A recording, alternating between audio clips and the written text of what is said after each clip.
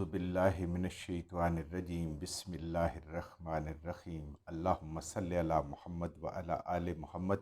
اللہ جل شانہ کا بے حساب کرم احسان اس ذات کا کہ جس نے ایک دفعہ پھر قرآن مجید سمجھنے کے لیے یہاں پہ ہمیں اکٹھا کر دیا۔ آج ہم انشاءاللہ 7واں پارہ سورہ المائدہ کی آیت نمبر 90 سے اپنا سبق شروع کریں گے۔ سورہ المائدہ آیت نمبر 90۔ اعوذ باللہ من الشیطان الرجیم بسم اللہ الرحمن الرحیم یا ایہا الذین آمنوا انما الخمر والمیسر والانصاب والازلام رجس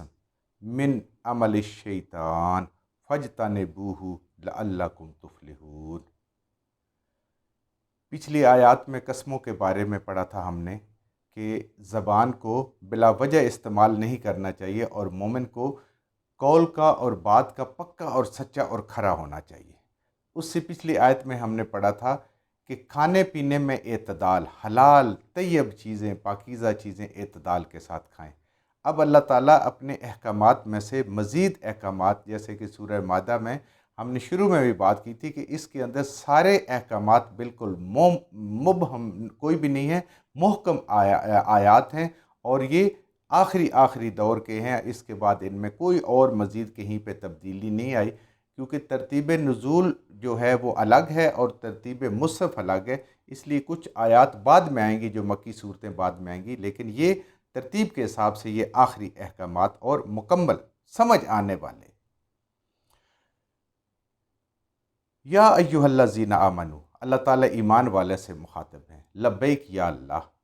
ہم سے مخاطب ہیں، ہم قرآن پڑھنے والوں سے، ایمان والوں سے اللہ تعالیٰ مخاطب ہیں، فرما رہے ہیں جو ہمارے سے پہلے ایمان والے تھے ان سے، ہمارے ساتھ، اور اس کے بعد ہمارے بعد آنے والے جب ہم ختم ہو جائیں گے اس کے بعد ایمان والوں سے اللہ مخاطب، اور قیامت تک آنے والے سب لوگوں کے ساتھ اللہ کا خطاب۔ اے ایمان والو، انما بے شک جو، در حقیقت جو، الخمر، خمر کہتے ہیں خمار چادر کو کہتے ہیں، جو عورت ایک اوڑھنی اپنے اوپر لیتی ہے جس کے اندر وہ اپنے جسم کو چھپا لیتی ہے، ڈھانک لیتی ہے، اس کو کہتے ہیں خمار۔ تو اسی سے خمر جو انسان کے ذہن کو ڈھانپ لے، یعنی سوچنے سمجھنے کی صلاحیت انسان سے ختم ہو جائے، اس چیز کو کہتے ہیں خمر۔ تو خمر میں ہر نشہ آور چیز آتی ہے جس سے انسان کی سوچنے سمجھنے کی، بولنے کی صلاحیت ختم ہو جاتی ہے، اور وہ جو بولتا ہے اس کو پتہ نہیں ہوتا وہ کیا بول رہا ہے، سچ بول رہا ہے، جھوٹ بول رہا ہے، پہچان ختم ہو جاتی ہے، سامنے ماں ہے، بیٹی ہے، بھائی ہے، باپ ہے، کون ہے، کوئی پرایا ہے، کیسا ہے۔ تو خمر، اے ایمان والو، بے شک جو، یا در حقیقت جو نشہ آور چیزیں ہیں، جس میں خاص طور پہ علماء فرماتے ہیں کہ شراب کا ذکر ہے، کیونکہ یہ اس معاشرے میں عام تھی۔ آج کل تو بہت سی چیزیں اور بھی خمر کی صورت میں آ گئی ہیں، لیکن خمر میں ساری نشہ آور چیزیں آ جاتی ہیں۔ بے شک جو نشہ آور چیزیں ہیں، شراب ہیں، والمیسر اور جوا، والانصاب اور کسی خاص مخصوص جگہ کا کسی عبادت کے ساتھ تعلق قائم کر لینا۔ انصاب نسب سے، نسب ہوتا ہے کسی چیز کو گاڑ دینا، یعنی انسان کہے کہ یہاں پہ جانور ذبح کرے تو زیادہ ثواب ملے گا، وہاں پہ جا کے عبادت کریں تو زیادہ ثواب ملے گا، ادھر نوافل پڑھیں، یعنی ایسی کوئی جگہیں کسی نسبت سے مخصوص کر لینا، اس کو کہتے ہیں انصاب۔ جیسے انہوں نے بت رکھے ہوئے تھے، ہر قبیلہ اپنے بت کے پاس جب عبادت کرتا تھا خانہ کعبہ کے اندر تو وہ سمجھتا تھا یہ زیادہ اللہ کا تقرب حاصل ہو رہا ہے بوجہ اس بت کے۔ تو آج بھی اگر انسان کا یہ تصور ہے کہ وہ پتھر ہے، کوئی مورتی ہے، کوئی لکڑی ہے، کوئی بھی جگہ ایسی ہے، وہ سمجھے کہ یہاں پہ تقرب الہی ہمیں زیادہ ملے گا بوجہ اس کے کہ اس جگہ کی، اس پتھر کی، اس علاقے کی کوئی اہمیت ہے، یہاں پہ کوئی بھی وجہ ہو سکتی ہے، اس کو کہتے ہیں انصاب۔ کوئی بھی ایسی چیز جو خود سے اپنے لیے مخصوص کر لینا اور اس کو عبادت کی جگہ بنا لینا، اور وہاں پہ جانا اسپیشلی، اور خاص طور پہ اس میں ہے وہاں پہ جانوروں کو قربان کرنا۔ والازلام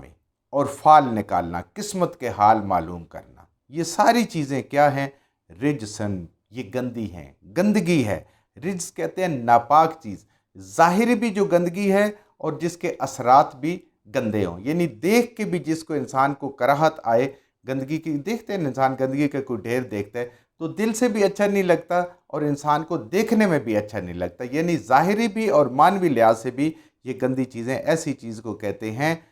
رجس۔ من عمل شیطان، اللہ فرما رہے ہیں یہ شیطان کے عمل ہیں، یہ شیطان کے کام ہیں، اور جو کام اللہ شیطان کے کہتے ہیں وہ رحمان کے نہیں ہو سکتے، اور جو رحمان کے اللہ کام کہتا ہے وہ شیطان کے نہیں ہو سکتے، یعنی یہ اللہ کے کام نہیں ہے، یہ شیطان کے کام ہے، یہ شیطان کی پیروی ہے۔ فَاجْتَنِبُوهُ، تو بس اب اس سے رک جاؤ، اجتناب کرو، باز آ جاؤ، لَعَلَّكُمْ تُفْلِحُونَ، تاکہ تم کامیاب ہو جاؤ۔ اگر کامیابی چاہتے ہو تو اللہ تعالیٰ یہ 4 چیزوں کا نام لیتے، نشہ آور چیز، اس کا استعمال گندگی ہے اور شیطان کا کام ہے۔ میسر، جوا، یہ یسر سے ہے، جو چیز آسانی سے حاصل ہو جائے، لاٹری ہے، جوا ہے، کہیں بھی اس طرح کے سے کوئی انعام ملتا ہے انسان کو جس کے اندر انسان کی محنت نہیں ہے، ان سب سے باز آ جاؤ، یہ رجس ہے اور شیطان کے عمل ہے۔ والانصاب، اور ایسی جگہ پہ اللہ کی عبادت کرنی، قربانی دینا، جانوروں کو ذبح کرنا، یا اس جگہ کو محترم سمجھنا کہ ہم اللہ کے زیادہ قریب ہو جائیں گے۔ دیکھیں مشرکین عرب اللہ کو مانتے تھے لیکن کہتے تھے یہ دیوی دیوتیاں جو بھی ہیں جن کو ہم بت بنایا ہوا ہے یہ اللہ سے جلدی قریب کر دیتے ہیں، یہ ہماری سفارش کرتے ہیں۔ کوئی بھی ایسی جگہ وہ انصا والازلام، اور قسمت کے حال معلوم کرنا، لوگوں سے، ستاروں سے، ہاتھوں سے، ماتھے کی لکیر، ہاتھ کی لکیر، اور کوئی 100 چیزوں کے طریقے سے، یہ سب کے سب عمل کیا ہیں؟ چاروں رجس ہیں جو دیکھنے میں بھی گندے ہیں اور شیطان کے کامل ہے، شیطان کے کام ہے۔ فَاجْتَنِبُوهُ، اللہ حکم دے رہا ہے کہ ان سے بچ جاؤ، ان سے دور ہو جاؤ، اجتناب کرو، یعنی ان سے پیٹ پھیر لو، ان کی طرف موڑ کے تم دیکھو بھی نہیں، لَعَلَّكُمْ تُفْلِحُونَ، اگر کامیابی چاہتے ہو۔ کامیابی کا راز ان 4 چیزوں سے اور شیطان کے کاموں سے بچنے میں ہے کہ ہر انسان کے اندر اچھائی اور برائی کی تمیز اللہ تعالیٰ نے رکھ دی ہے، وہ ضمیر کی صورت میں بھی ہے، وہ عقل کی صورت میں بھی ہے، اور انسان کی فطرت میں اللہ تعالیٰ نے یہ چیز رکھی تھی، گندی چیزوں سے وہ دور جاتا ہے اور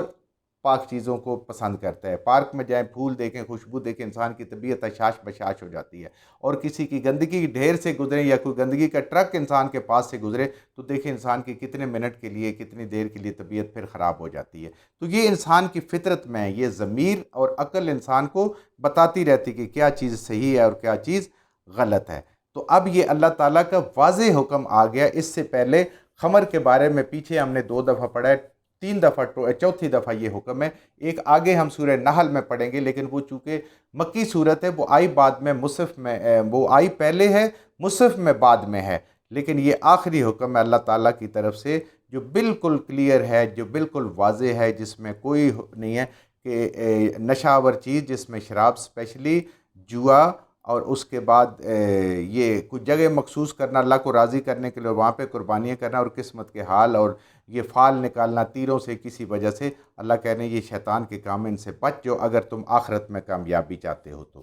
انما یریدو، بے شک یہ جو شیطان ہے، در حقیقت یہ شیطان ہے، وہ چاہتا ہے، اس کا یہ ارادہ ہے، الشیطان و شیطان، این یوقعا، کہ وہ ڈال دے، بینکم العداوۃ، تمہارے درمیان دشمنی، تمہارے درمیان عداوت، یعنی دوستی کا الٹ ہوتا ہے عداوت، دوستی کو ہٹا کے یہ ڈال دے۔ اب اللہ بتا رہے ہیں کہ ان چیزوں کے اثرات کیا ہیں۔ شیطان کیا چاہتا ہے کہ وہ تمہارے ایمان والوں کے دلوں کے درمیان ان نشہ آور چیزوں کو استعمال کر کے، جب آپ کسی کے لیے کوئی بات کریں گے، کوئی ایسی بات کر دیں گے جب پتہ ہی نہیں ہو، عقل نہیں ہوگی کہ آپ نے کیا بات کی ہے، تو دشمنی پیدا ہوگی۔ اسی طریقے سے جب جوا ہے تو جیتنے والے کے دل میں نفرت ہو جاتی ہے ہارنے والے کی، اور اسی طریقے سے جب اللہ کو ناراض کریں گے اور کوئی اور ہستیوں کو راضی کرنے کے لیے ان کے لیے قربانیاں چڑھاوے اور اس طرح کے کام کریں گے، اللہ ناراض ہو جائیں گے۔ اور جب قسمت کا حال جو ہمیں پتہ ہی نہیں چل سکتا، اللہ نے کیا ہماری تقدیر میں لکھا ہوا ہے، آنے والے لمحات کیسے ہمارے کے لیے، ہمارے لیے کل کیسا ہے، تو یہ اللہ پہ یقین کرنا اور اللہ سے امید رکھنی ہے کہ اچھا ہوگا، اور اللہ سے دعا کرنی ہے۔ تو اللہ فرما رہے ہیں کہ یہ عداوت ڈالنا چاہتے ہیں، دشمنی ڈالنا چاہتا ہے شیطان، والبغضاء، اور بغض، بغض کس کا؟ محبت کا الٹ ہے، اور عداوت کس کا؟ دوستی کا الٹ ہے، کہ مسلمان آپس میں عداوت ان کی ہو جائے، آپس میں ان کی دشمنی ہو جائے، ایک دوسرے کے خلاف۔ عداوت ہوتی ہے دل سے، ظاہر سے، اور بغض ہوتا ہے دل سے، یعنی دل سے بھی ایک دوسرے سے نفرت کریں اور ظاہراً بھی ایک دوسرے کے کام نہ نفرت کریں، تو یہ شیطان یہ چاہتا ہے۔ والخمر والمیسر، پھر وہ نشہ آور چیزوں کے ذریعے سے، شراب کے ذریعے سے، اور جوئے اور لاٹری کے ذریعے سے خاص طور پہ۔ وَيَصُدُّوكُمْ، اور یہ روکتی ہیں، یعنی یہ نشہ آور چیزیں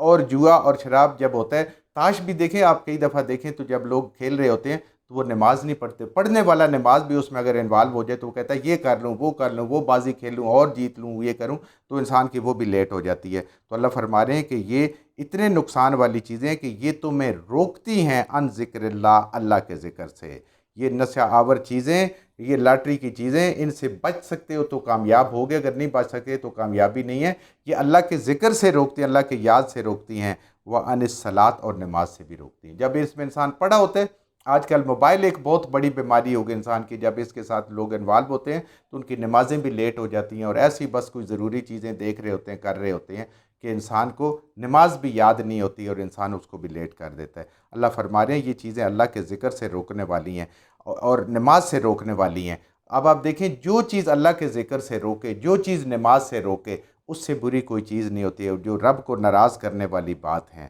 تو انسان جو دیکھیں اس کے کیا ہوتے ہیں، یہ ساری چیزیں آپ دیکھیں کہ انسان کے خاندان پہ کیا اثر ہوتے ہیں۔ جس گھر میں وہ گھر کا سربراہ یا کوئی اور گھر کا کوئی شرابی ہو، کوئی جواری ہو، کوئی قسمتوں کے حال سے کہ جی منگل کو یہ نہیں کرنا، بدھ کو فلاں نہیں کرنا، جمعرات کو سفر نہیں کرنا، جمعے کو ادھر نہیں جانا، یہ نہیں پہننا وہ نہیں پہننا، ان چکروں میں پڑے تو ساری زندگی مصیبت ہے۔ یہ نہیں، گھر بھی تباہ ہو جاتے ہیں اور اس سے معاشرے پہ بھی بہت برا اثر پڑتا ہے۔ تو اللہ چاہتا ہے کہ گھر کا یونٹ بھی بہترین رہے، پھر اس کے بعد محلہ اور معاشرہ، پورا اسلامی معاشرہ بہترین ہو، اور اللہ کے ذکر سے روکتے ہیں اور نمازوں سے۔ فَهَلْ أَنْتُمْ مُنْتَهُونَ۔ اب اللہ یہاں پہ انسان کو یہ سارے نقصانات بتا کے کہتے ہیں کیا اب بھی نہیں رکو گے؟ یعنی یہ نصیحت کا اللہ تعالیٰ کی مہربانی دیکھیں اور اللہ کی نصیحت دیکھیں کہ کتنے بہترین طریقے سے اللہ پاک نصیحت فرما رہے ہیں کہ اتنے نقصانات دیکھ کے، اپنے رب کو ناراض کر کے، شیطان کو راضی کر کے، اپنے گھروں کو تباہ کر کے، اپنے معاشرے کو تباہ کر کے، پھر بھی جب بتایا جا رہا ہے کہ یہ ساری چیزیں ان سے تباہ ہوگی، اب بھی کیا تم نہیں رکو گے؟ یعنی یہ ہو نہیں سکتا کہ کوئی سلیم الفطرت ہو، ایمان والا ہو، اور پھر اللہ کی یہ چیزیں اتنی واضح حکم کرنے کے بعد اب وہ اس سے نہ رکے۔ یعنی تم ضرور رکو گے اس سے، ورنہ پھر ایمان انسان کا کامل نہیں ہے، ایمان مشکوک ہو جائے گا۔ جو کچھ ہم نے صحیح پڑھا اللہ ہمارے ذہنوں میں، دلوں میں بٹھا دے، جہاں جہاں پڑھتے ہوئے بولتے ہیں ہم سے غلطی ہوگی، اللہ میں معاف فرما دے، اور ان غلط باتوں کو ہمارے ذہنوں سے، دلوں سے اللہ کی ذات نکال دے۔